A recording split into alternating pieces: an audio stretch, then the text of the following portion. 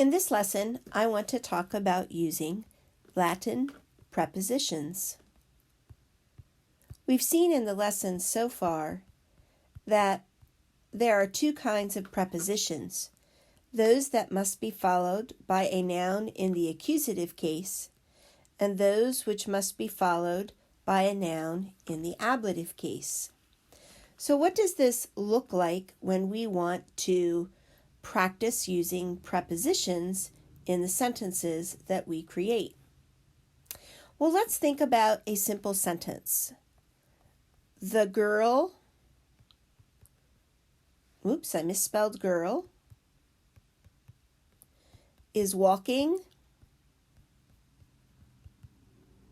in the forest.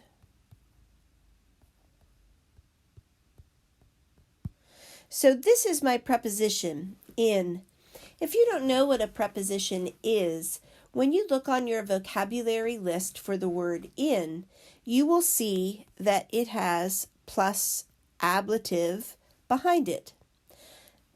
This notation is what tells us when we look at the vocabulary list that the word in is a preposition. What does that mean? It means that when I write the word in, the noun that comes after it, and in this sentence that's forest, must be in the ablative case. In plus the ablative case. To write this sentence in Latin, I will begin by writing the preposition in and the word for forest, which is silva, silvi, in its ablative form. In silva is the prepositional phrase in the forest, and then I can finish it by writing the girl is walking, which is just these two words, ambulat. Let's try another one. The dogs are running through the fields of the farmer.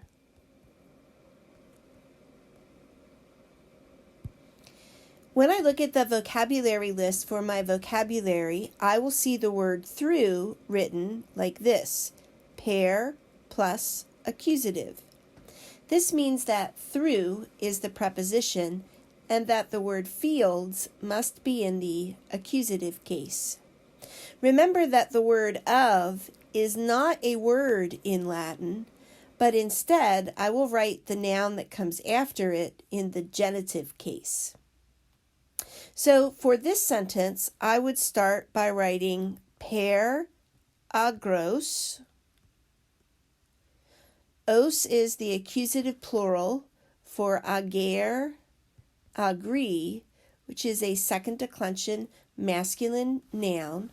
I know it's second declension because of the I, and the R, if I look on my pink chart, is in the masculine column.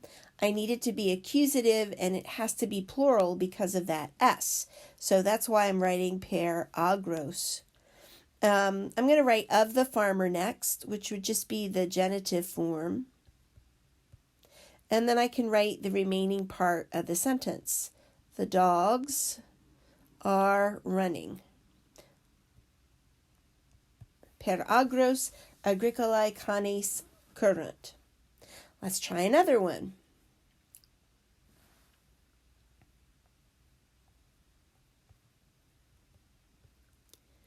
Because of the death of the queen, the king is sad. When I look on my vocabulary list for the word because of, I will find propter. Propter means because of. I know it's a preposition because I will see plus accusative after it. So because of is the preposition propter, And that means that the noun that comes after because of or propter, which is death, has to be in the accusative case. So if I were going to write that in Latin, it will look like this, because the word for death is from third declension. So this is the accusative ending for third declension. The word queen comes after the word of, so I know I have to write queen in the genitive case. Then I'll write king, because in the nominative, because the king is being something. The word for est, and the word for sad is miser. And the reason I have R on miser is because R is what we use when the noun we're describing is masculine. Propter mortem reginae rex est miser.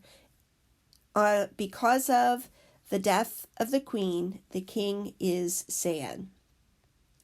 Let's look at just one more. We sailed to Italy with mother and father. When I look on the vocabulary list for the word to, I see odd. And I see that it must be followed by accusative. So that means that Italy would be in the accusative case. Some of you might wonder, well, shouldn't I put Italy in the dative because to tells me it's a recipient? But if you read the sentence, is Italy receiving something? Is it being given something? Is it being told something? Is it being shown something? And the answer is no. This verb sailed implies movement from one place to another place. So to here, as a preposition, is expressing motion. If I were going to write the prepositional phrase to Italy, I would need to write the word Italy with the accusative ending. When I look for the word with on the vocabulary list, I will find plus ablative after it. And that means that both mother and father must be in the ablative case. That prepositional phrase will look like this: cum patre et matre. And the reason I've put an E on both mother and father is because if you see them on a vocabulary list, their genitive form ends with IS, making them third declension. Then I just need to write we sail, which is navegamus. So that's how you need to interpret a prepositional phrase when you see it on a vocabulary list. When you see cum plus the ablative or odd plus the accusative, it means that the noun that's used right after the word that means cum in English, or with, has to be in the ablative case. When you see propter plus accusative, it means that the word that propter means in English, because of, must be in the accusative case. That's why we wrote death in the accusative case. If I see through on the vocabulary list, which is pair plus the accusative, that means that the noun that comes after through, which is fields, must be in the accusative. If I see in on the vocabulary list and it says in plus ablative, then this means that the noun in the sentence that comes after in, which is forest, has to be in the ablative case.